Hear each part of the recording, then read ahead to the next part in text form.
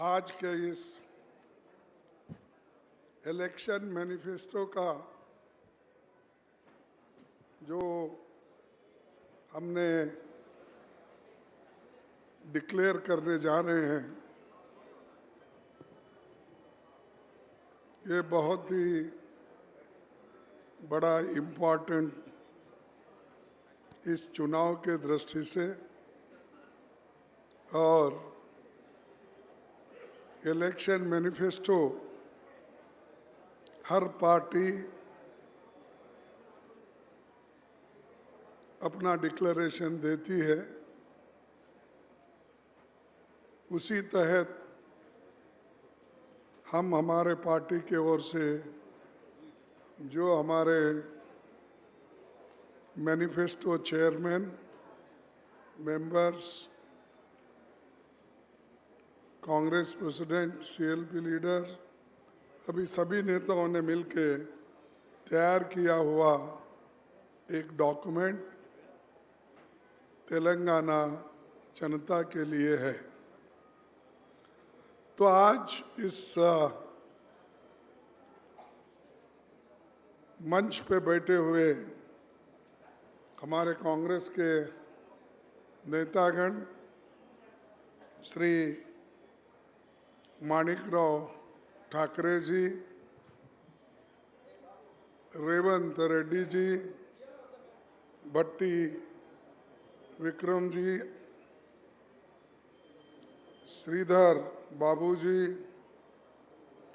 दीपा दास मुंशी जी और ऑल जितने भी डिस्टिंग्विश्ड मेंबर्स कांग्रेस के यहाँ बैठे हुए हैं और आज इस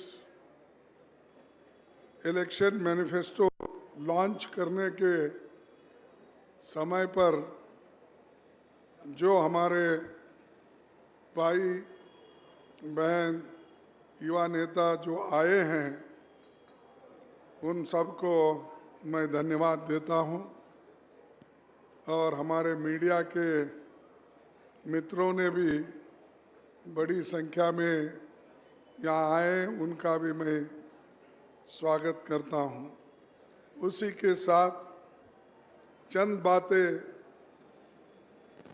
मैं कहता हूं और ये जो लॉन्च कर रहे हैं हम इलेक्शन मैनिफेस्टो, उसके चंद पॉइंट्स आपके सामने रखूंगा। जो हमारी सरकार आएगी तो हम ज़रूर उन सभी डिक्लेरेशन के पॉइंट्स को इम्प्लीमेंट करेंगे। अब तेलंगाना का जनता का मूड तो ऐसा है कि कांग्रेस पार्टी को किसी ना किसी तरह हुकूमत में लाना, ये वोटरों का इरादा हो गया है। हम तो कहते हैं हमको वोट दो, लेकिन लोग ये कह रहे हैं अरे हम आपको वोट देने के लिए तैयार है और इस बार हम चाहते हैं कि कांग्रेस पार्टी अधिकार में आए।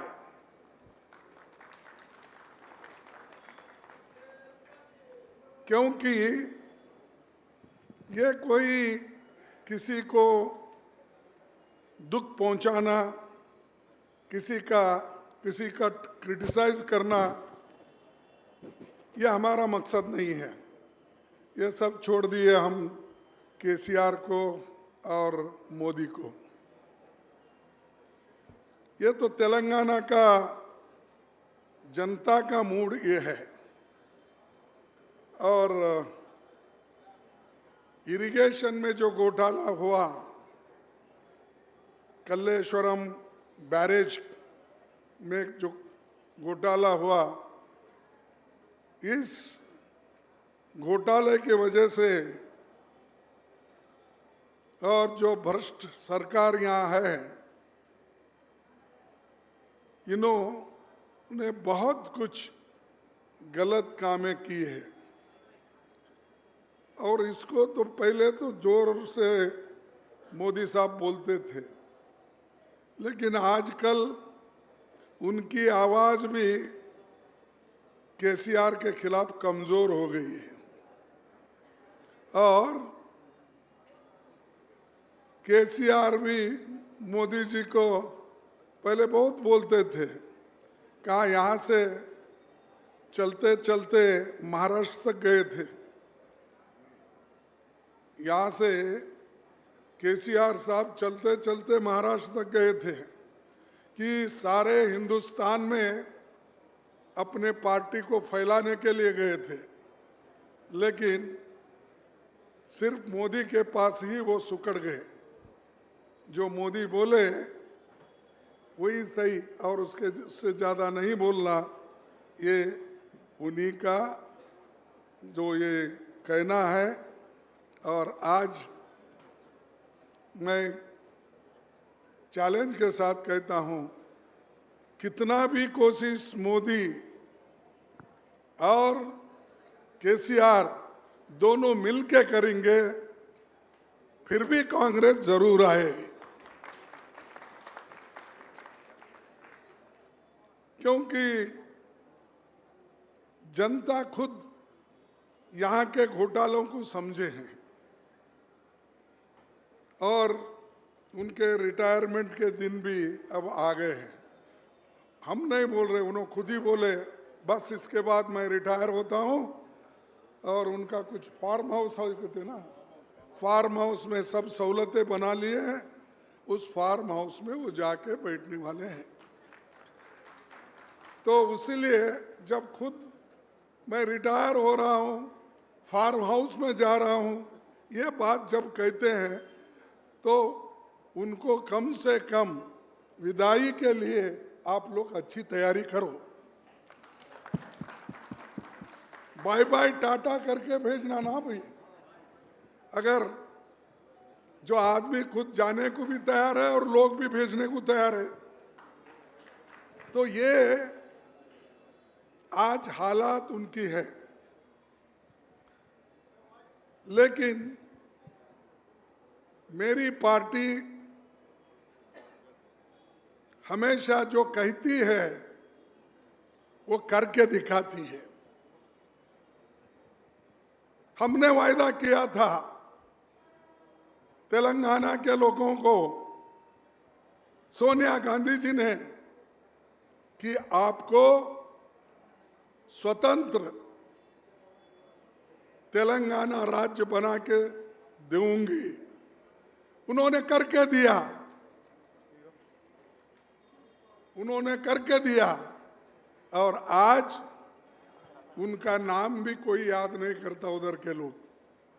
कांग्रेस तो हमेशा सच के लिए लड़ती है, बोलती है, लेकिन जो फायदा उठा रहे हैं आज, उनके जबान से सोनिया गांधी का नाम नहीं आता। और सोनिया गांधी अगर नहीं इसको मानती तो क्या इनके वोट थे क्या इनके पास 2/3 वोट चंद्रशेखर के पास या दूसरे उनके कोई साथी के पास थे? कुछ नहीं। लेकिन जो आदमी, जो पार्टी उनके लिए, सारे जनता के लिए की है, याद तो करो जो त्याग करके, और बहुत से लोग नाराज थे कि जो ये नहीं करना बोल के, लेकिन उनकी नाराजगी को अलग रखकर सोनिया गांधी जी ने तेलंगाना बनाया। तेलंगाना बनाने के बाद कुर्सी पे कौन बैठे? जो आदमी तेलंगाना बनाने के लिए उसके पास कोई शक्ति नहीं थी। अब ऐसा तो एजिटेशन पूरे तेलंगाना में बहुत लोग की है, बहुत लोग गोलियां खाई, लाठी खाए, मरे। उनके वजह से आखिरी में सोनिया गांधी जी ने मानकर ये तुम्हारे को आज तेलंगाना मिला है। तो इसका फायदा जनता की भलाई करने के बजाय सब लोग लूटते जा रहे हैं। अब इरिगेशन में लूटना, सैंड में लूटना, माइनिंग में लूटना, कोयले में लूटना, कितने लूट करने के लिए आप तेलंगाना लिए? क्या तेलंगाना को समृद्ध बनाने के लिए आप अलग राज्य बनाए? मुझे बोलिए। तो ये सब सिर्फ चंद लोगों के लिए तेलंगाना का बेनिफिट मिल रहा है। इसीलिए हम वायदा करते हैं, बाकी के तो हमारे ये जो मैनिफेस्टो है, ये मैनिफेस्टो तो आपको मिलेगा और हमारे नेता लोग जब भी जाएंगे वो बताएंगे इसमें क्या है, और आप भी पढ़ के इसमें देख ले सकते हैं। वो तो है हमारे, लेकिन उसके अलावा भी जो ये बैकवर्ड क्लास डिक्लेरेशन, दलित डिक्लेरेशन, ये डिस्ट्रिक्ट के डेवलपमेंट, ये सारी चीजें तो इसमें हैं। लेकिन हम 6 गारंटी आपको दे रहे हैं। जैसा कर्नाटक में हम 5 गारंटी देकर और वहां के जनता को आज 5 गारंटी का जो डेट दिए थे, आज वो इम्प्लीमेंट हो रहा है। चंद लोग बोलते हैं अरे जाके देखो कर्नाटक वाले इतना दिए, क्या मिला? अरे सब मिल रहा है, आप झूठ क्यों बोलते हो? उसको अब युवाओं के लिए हमको स्टाइफंड देना है, ये दिसंबर में है। बाकी का तो बस फ्री। आप देख रहे होंगे हमारे माताएं बहनें बस में चढ़ने के लिए लड़ते रहते हैं, और ये जो भगवान के नाम पे वोट मांगते हैं ना, उन्होंने कुछ नहीं किया, लेकिन आज महिलाओं ने हर भगवान का दर्शन ले रहे हैं हमारे पास। कांग्रेस के इस वायदे से महिलाएं एक मंदिर नहीं छोड़े, हर मंदिर को, चाहे वो किसी धर्म का हो, चाहे वो किसी इसका, हर जगह महिलाएं हमारे पास लाखों के तादाद में जा रहे हैं। ये तो हमने किया, अन्य भाग्य किया। उसके बाद करंट फ्री जो हमने कहा था वो किया, और तीसरा महिलाओं के लिए जो 2000 रुपये महीना वो करे, जो यानी जो 5 बोले तो 5 गारंटी दी हम। गैस का भी 500 रुपीज।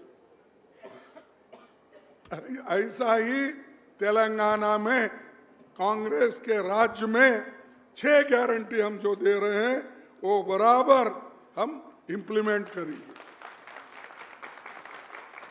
और मैं यहाँ बैठे हुए नेताओं को ये कहूंगा कि ये जो 6 गारंटी है, ये 6 गारंटी आप लोग पहला कैबिनेट जब कॉन्स्टिट्यूट करते हैं और मीटिंग होती है, वो मीटिंग में ये सब निर्णय लेना चाहिए। अगर ये निर्णय नहीं लेंगे फिर हम बोलना पड़ता भाई तुम्हारे हाथ से नहीं होता, फिर दूसरे को मंगाओ बोलेंगे। ये गारंटी जो दिए है उसका अनुष्ठान होना जरूरी है। और मैं आके यहाँ जब डिक्लेयर कर रहा हूँ, शायद हमारे पार्टी के पूरे नेता लोग एक होकर ये जरूर करेंगे, ऐसे मेरा विश्वास भी है, और हम करके दिखाएंगे। हम और हमारा पहला लक्ष्य है महालक्ष्मी योजना। महिलाओं को हर महीने 2500 रुपये 500 रुपए में गैस सिलेंडर, महिलाओं को फ्री बस, यहां पर भी ये है पहला। रैतु भरोसा, किसानों को हर साल 15,000 रुपए, खेतिहर मजदूरों को 12,000 रुपए, धान पर 500 रुपए प्रति कुंटल बोनस, ये भी हम करेंगे रैत के लिए। गृह ज्योति योजना, 200 यूनिट बिजली फ्री। इंदिरा अम्मा इंदोलू घर बनाने के लिए 5 लाख रुपए की सहायता। तेलंगाना आंदोलन के सेनानियों को 250 रुपए, 250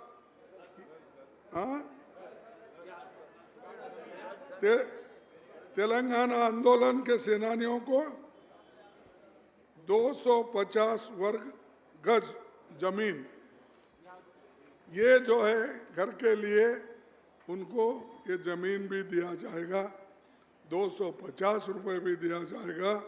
और घर बनाने के लिए जनरल 5 लाख रुपए दिए जाएंगे। चौथा वरिष्ठ नागरिकों को 4,000 रुपए पेंशन। राजीव आरोग्यश्री में 10 लाख तक का स्वास्थ्य बीमा। युवा विकासम, छात्रों को पढ़ाई के लिए 5 लाख की मदद। हर मंडल में बनेंगे तेलंगाना इंटरनेशनल इंग्लिश स्कूल्स और स्कूल्स बनेंगे। ये 6 गारंटी हमारे जो है ये आपको दे रहे हैं हम, और इसको पहले ही कैबिनेट में चुन के आने के बाद हम इम्प्लीमेंट करेंगे और एक एक करके 100 दिन में ये पूरा करेंगे। और तीसरा एम्प्लॉयमेंट, कांग्रेस पार्टी एक जॉब चार्ट बनाई है, कैलेंडर। क्या है कि जो भी हम 2 लाख नौकरियां देने की बात की है, इस 2 लाख नौकरियां उसका नोटिफिकेशन होगा। ग्रुप 1 अपॉइंटमेंट्स, उसका जो नोटिफिकेशन होगा 1/1/2024, यानी 1 तारीख फरवरी को ये नोटिफिकेशन होगा। ग्रुप 2 अपॉइंटमेंट्स, फेज 1 1/4/2024 और फेज 2 15/12/2024, यानी ये दूसरा हमारा नोटिफिकेशन। तीसरा नोटिफिकेशन ग्रुप 3 अपॉइंटमेंट्स 1/6/2024 और फेज 2 1/12/2024।